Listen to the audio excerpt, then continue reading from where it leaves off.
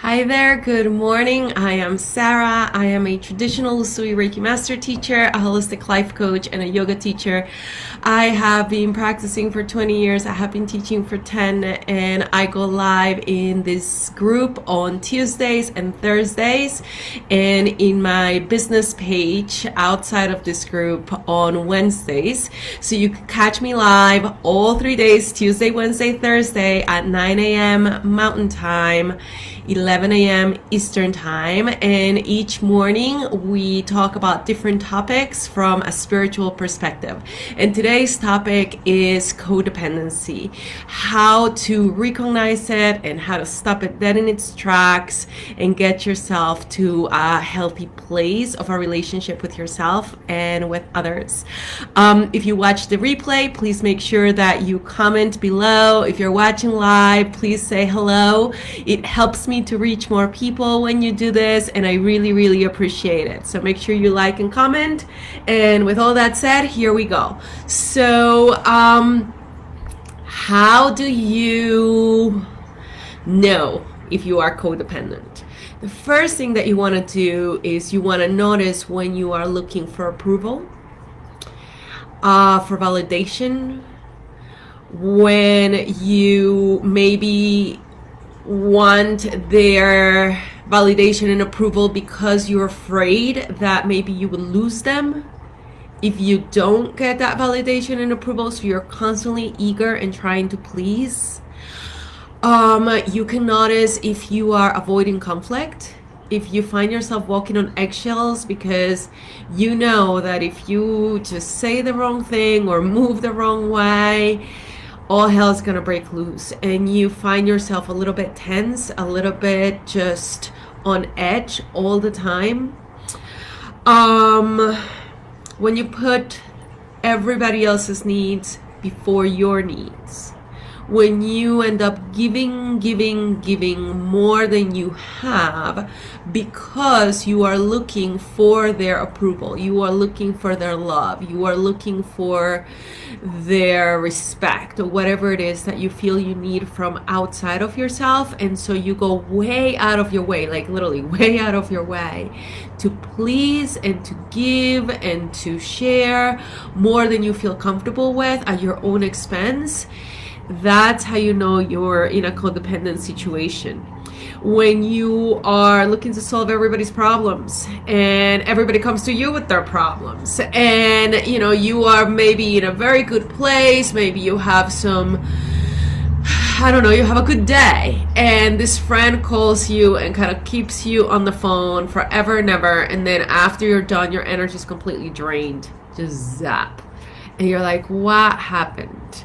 And why you didn't want to be on the phone, you're sick of this negativity, and yet you don't have the courage to just very gently say, I don't want to listen to your crap no more. Okay, maybe that wasn't gentle, but it depends on your friend. And to be honest, this is where I'm going with this, right? So first you have to identify what the patterns are and what's not healthy. And then you have to go to a place where you are comfortable setting those boundaries and saying yes when you mean yes and no when you mean no. And there's two things that we're going to talk about that are helpful when you want to start making that change. And then the other thing that I'm going to talk about is what happens when you don't make that change and what happens when you do. Okay, so we have a little bit of a ways to go. I accidentally triple booked myself this morning, so I'm supposed to go live at 9 o'clock. I came in early because I wanted to keep my promise. Truth is important. If you make a promise, you have to keep it. And I'm doing my best to go as fast as I can because I have somewhere to log off and be at 9 a.m. So that'll make this a very efficient talk. So let's keep going. So what do you do? The first thing that you need to do is self-care.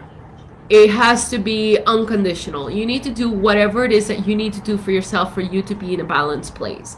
Whether that is going for nature work, walk or taking a bath or giving yourself a little self massage or baking yourself some cookies and having some tea, give yourself a facial, your nails, whatever it is that makes you feel good and puts you in a good place, dance to some music, read a book, whatever it is that makes you feel good, you have to make that a top priority, because it's only by doing that self-care that you basically learn to truly and unconditional love yourself, which is the second thing.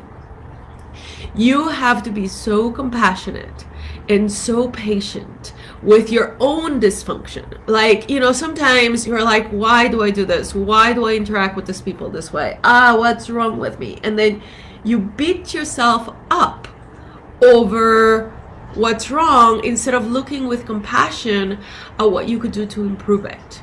Okay, so love yourself unconditionally. Also, stop your inner critic. A lot of the times we criticize ourselves because if I already think I'm bad, then when they think I'm bad, it's not gonna hurt that much. And so you put up an armor, you put up a wall, and you beat yourself up, and you know, think of yourself as not good. Why? Because then this way, when these jerks over there begin to try and put you down, you're like, I'm already down, because you put yourself down first. Okay, so you have to stop your own inner critic and begin to treat yourself with a little bit more compassion and a little bit more respect. Let's see, what else did I write? I made a couple of notes so that I could stay on track. Oh yes, what happens if you don't do that? Well, if you don't do that, you keep feeding your energy to the people who don't deserve it. And it's never going to be enough, and they're going to take until they can take no more, and you are completely exhausted, and that's the vicious cycle of codependency, right? And now what can you do? And I created this little visual because I sometimes find little visuals helpful. So I'm going to go off camera and I'm going to show you my little, I don't know, I guess they're my rock puppets, right? And this is going to be you in the middle, and you are used to dancing with the people around you, your friends, your kids, your partners, whomever it might be, at a certain rhythm. And then you hear this talk, or you're working with me, maybe on my 90-day awakening and transformational program, and you're like, I've had enough. I'm going to begin to just go the other way, and I'm going to just not relate to these people. You think they're gonna let you go that easy? They've been dancing with you at this rhythm for so long. The minute that you begin to move away, they're gonna try and plug in and follow, and sometimes harder than usual. They're just gonna go and be like, no, I'm not interacting with you anymore like that. And they'll begin to pout, and they'll begin to complain, and they'll begin to follow, and they'll begin to poke at you to see if you can dance with them at the rhythm that you're used to dancing with them. And so you have to be very mindful that this is easier said than done, and you really can't control what they're gonna do. All you can really control is what you set your intention to do. And so first, it begins with the intention of recognizing the negative patterns that I described at the beginning, and then taking care of yourself in very simple ways, and being completely determined to having your entire sense of identity, validation, and approval come from within. Nothing really matters if you love yourself enough. Then you could afford, okay, so they begin to poke at you, and they begin to try and plug back in. You're like, not at this level. You can relate to me. I'll still be your friend. I'll still be your sister. I'll still be whatever it is that you need me to be. But we're gonna have to relate in a different way that is healthy for you, and that acknowledges your needs, and you're no longer in a place of giving without receiving. So that's the other thing, right? A lot of the times this is an interesting one. We give because we want to be liked. We give, and this is going to be a little rough if you do that to hear it, but a lot of the times we also give in a very conditional way because we want something from someone else. And that opens you up for trouble. If you are giving because you're looking for their approval and their love, or if you are giving in a manipulative way to then get something from someone else eventually, then when they come at you with their negativity, you are open to plugging in because you yourself are not standing in solid ground. So the intention with which you give matters. The intention that you set for yourself and how you want to relate to people matters. And that's kind of how it all begins. So to recap, first of all, if you like what you hear, please like and comment and do #replay. It helps me to reach more people, and I really, really appreciate it. And how do you identify codependency? You catch yourself looking for approval. You catch yourself being afraid and walking on tippy toes and eggshells, trying to avoid conflict. You put your needs last and you give more than you have until you're drained, and you're constantly solving everybody else's problems. That's how you identify it. How do you stop it? It first begins with you. It begins with self-care. It begins with unconditional love and respect towards yourself. And it begins with watching your intentions and why you do the things that you do for people. Because if you are doing them to get approval and validation and love, or if you are doing them to manipulate and get something from them, that's going to leave you open to codependency. And stop your inner critic. Do not put yourself down before they put you down, because it's going to hurt too much as a protection mechanism. Instead, do what you can to put yourself up, and then when they put you down, then there'll be a contrast. Yes, it might hurt, and it might force you to face that the relationship is not healthy, but little by little, as you heal, you'll be able to get out. And then when they begin to follow you and you begin to move and they begin to follow you, you have to teach them how to relate to you in a more healthy way. They're not gonna like it. As you go on this journey, you're gonna have some unhappy customers. That's just the name of the game.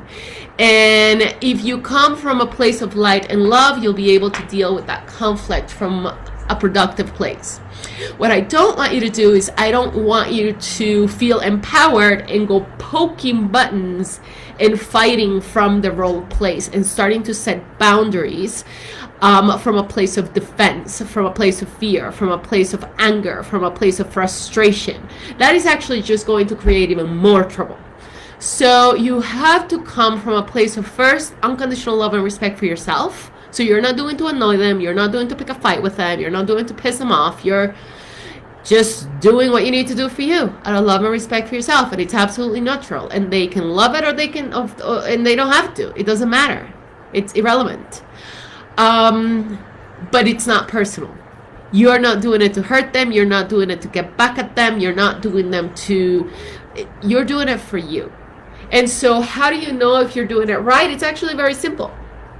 If you set your boundaries and you get more negativity coming at you, then chances are you were not quite coming from a place of light and love. You were coming from a place of defense, and you were triggered, and that's where you were doing it from, and that's going to backfire on you.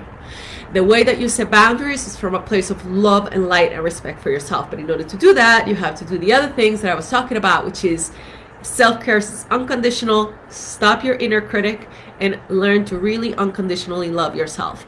Once you do those three things for yourself, then the rest of it will come naturally as a byproduct. How to interact and how to change the dynamics of the people around you, that's going to come later as a byproduct of doing what you need to do for you.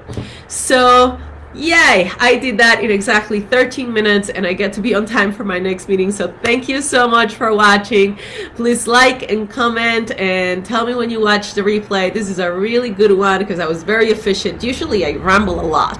Maybe I should put myself on a timer and then I won't ramble so much. But I like to be thorough, and I like to be just mindful of covering everything and that there is no misunderstandings. That's why I ramble, and that's why I repeat things sometimes. Anyway, thank you so much for watching. I look forward to hearing from you. Make sure you check out the link on my 90-day Awakening and Empowerment program and book a call with me and my team. We'll love to help you on this journey of spiritual growth and evolution. Have a wonderful day. Namaste.